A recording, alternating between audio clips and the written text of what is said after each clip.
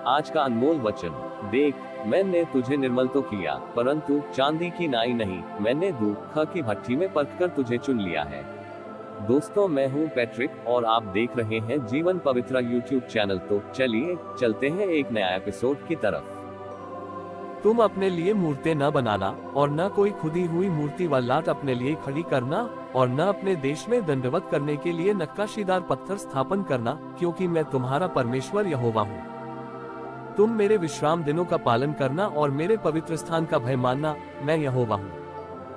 यदि तुम मेरी विधियों पर चलो और मेरी आज्ञाओं को मानकर उनका पालन करो, तो मैं तुम्हारे लिए समय समय पर मैन बरसाऊंगा तथा भूमि अपनी उपज उग जाएगी और मैदान के वृक्ष अपने अपने फल दिया करेंगे। यहाँ तक कि तुम दाख तोड़ने के समय भी दावनी करते रहोगे और बोने के समय भी भरपेट दाख तोड़ते रहोगे, और तुम मनमानी रोटी खाया करोगे और अपने देश में निश्चिंत बसे रहोगे। और मैं तुम्हारे देश में सुख चैन दूंगा और तुम सोओगे और तुम्हारा कोई डराने वाला न हो, और मैं उस देश में दुष्ट जंतुओं को न रहने दूंगा और तलवार तुम्हारे देश में न चलेगी। और तुम अपने शत्रुओं को मार भगा दोगे और वे तुम्हारी तलवार से मारे जाएंगे। और तुम में से 5 मनुष्य 100 को और 100 मनुष्य 10,000 को खदेड़ेंगे, और तुम्हारे शत्रु तलवार से तुम्हारे आगे आगे मारे जाएंगे। और मैं तुम्हारी ओर कृपा दृष्टि रखूंगा और तुमको फलवंत करूंगा और बढ़ाऊंगा और तुम्हारे संग अपनी वाचा को पूर्ण करूंगा। और तुम रखे हुए पुराने अनाज को खाओगे और नए के रहते भी पुराने को निकालोगे। और मैं तुम्हारे बीच अपना निवास स्थान बनाए रखूंगा और मेरा जी तुमसे घृणा नहीं करेगा। और मैं तुम्हारे मध्य चला फिरा करूंगा और तुम्हारा परमेश्वर बना रहूंगा और तुम मेरी प्रजा बने रहोगे। मैं तो तुम्हारा वह परमेश्वर यहोवा हूँ जो तुमको मिस्र देश से इसलिए निकाल ले आया कि तुम मिस्रियों के दास न बने रहो। और मैंने तुम्हारे जुए को तोड़ डाला है और तुमको सीधा खड़ा करके चलाया है। यदि तुम मेरी न सुनोगे और इन सब आज्ञाओं को न मानोगे और मेरी विधियों को निकम्मा जानोगे और तुम्हारी आत्मा मेरे निर्णयों से घृणा करे और तुम मेरी सब आज्ञाओं का पालन न करोगे वरन मेरी वाचा को तोड़ोगे, तो मैं तुमसे यह करूंगा, अर्थात मैं तुमको बेचैन करूंगा और क्षयरोग और ज्वर से पीड़ित करूंगा, और इनके कारण तुम्हारी आंखें धुंधली हो जाएंगी और तुम्हारा मन अति उदास होगा और तुम्हारा बीज बोना व्यर्थ होगा, क्योंकि तुम्हारे शत्रु उसकी उपज खा लेंगे। और मैं भी तुम्हारे विरुद्ध हो जाऊंगा और तुम अपने शत्रुओं से हार जाओगे और तुम्हारे बैरी तुम्हारे ऊपर अधिकार करेंगे, और जब कोई तुमको खदेड़ता भी न होगा तब भी तुम भागोगे। और यदि तुम इन बातों के उपरांत भी मेरी न सुनो, तो मैं तुम्हारे पापों के कारण तुम्हें 7 गुनी ताड़ना और दूंगा। और मैं तुम्हारे बल का घमंड तोड़ डालूंगा और तुम्हारे लिए आकाश को मानो लोहे का और भूमि को मानो पीतल की बना दूंगा। और तुम्हारा बल अकार्थ गंवाया जाएगा, क्योंकि तुम्हारी भूमि अपनी उपज न उपजाएगी और मैदान के वृक्ष अपने फल न देंगे। और यदि तुम मेरे विरुद्ध चलते ही रहो और मेरा कहना न मानो, तो मैं तुम्हारे पापों के अनुसार तुम्हारे ऊपर और 7 गुना संकट डालूंगा।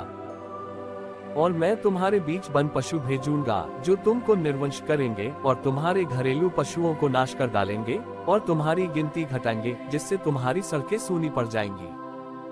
फिर यदि तुम इन बातों पर भी मेरी ताड़ना से न सुधरो और मेरे विरुद्ध चलते ही रहो, तो मैं भी तुम्हारे विरुद्ध चलूंगा और तुम्हारे पापों के कारण मैं आप ही तुमको 7 गुना मारूंगा। तो मैं तुम पर एक ऐसी तलवार चलवाऊंगा जो वाचा तोड़ने का पूरा पूरा पलटा लेगी, और जब तुम अपने नगरों में जा जाकर इकट्ठे होगे तब मैं तुम्हारे बीच मरी फैलाऊंगा और तुम अपने शत्रुओं के वश में सौंप दिए जाओगे। और जब मैं तुम्हारे लिए अन्न के आधार को दूर कर डालूंगा, तब 10 स्त्रियां तुम्हारी रोटी एक ही तंदूर में पकाकर तौल तौल कर बांट देंगी और तुम खाकर भी तृप्त न होगे। फिर यदि तुम इसके उपरांत भी मेरी न सुनोगे और मेरे विरुद्ध चलते ही रहोगे, तो मैं अपने न्याय में तुम्हारे विरुद्ध चलूंगा और तुम्हारे पापों के कारण तुमको 7 गुनी ताड़ना और भी दूंगा। और तुमको अपने बेटों और बेटियों का मांस खाना पड़ेगा।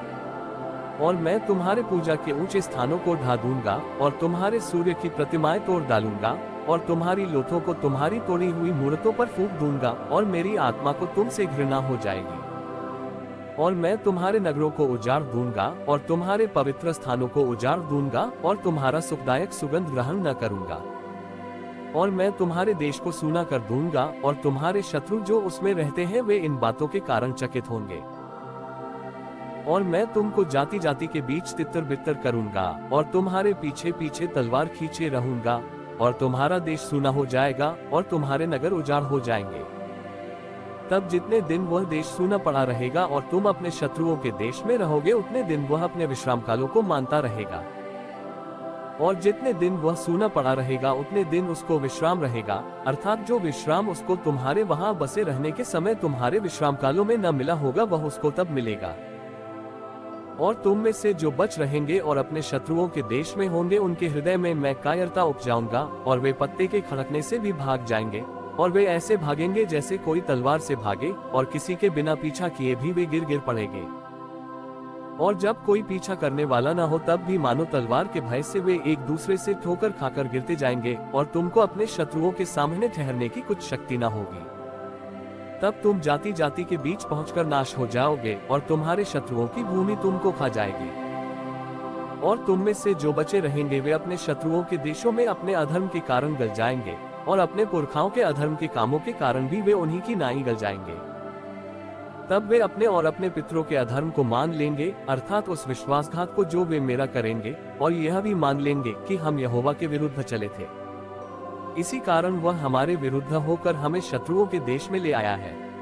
यदि उस समय उनका खतना रहित हृदय दब जाएगा और वे उस समय अपने अधर्म के दंड को अंगीकार करेंगे, तब जो वाचा मैंने याकूब के संग बांधी थी उसको मैं स्मरण करूंगा, और जो वाचा मैंने इसहाक से और जो वाचा मैंने इब्राहिम से बांधी थी उनको भी स्मरण करूंगा, और इस देश को भी मैं स्मरण करूंगा।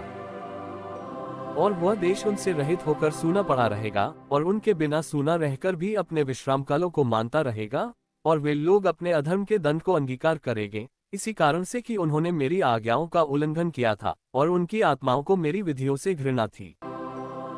इतने पर भी जब वे अपने शत्रुओं के देश में होंगे तब मैं उनको इस प्रकार नहीं छोड़ूंगा और न उनसे ऐसी घृणा करूंगा कि उनका सर्वनाश कर डालूं और अपनी उस वाचा को तोड़ दूं जो मैंने उनसे बांधी है, क्योंकि मैं उनका परमेश्वर यहोवा हूँ।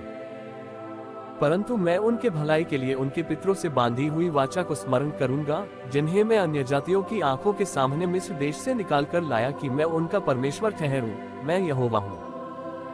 जो जो विधियां और नियम और व्यवस्था यहोवा ने अपनी ओर से इस्राएलियों के लिए सीनै पर्वत पर मूसा के द्वारा ठहराई थी वे यही है।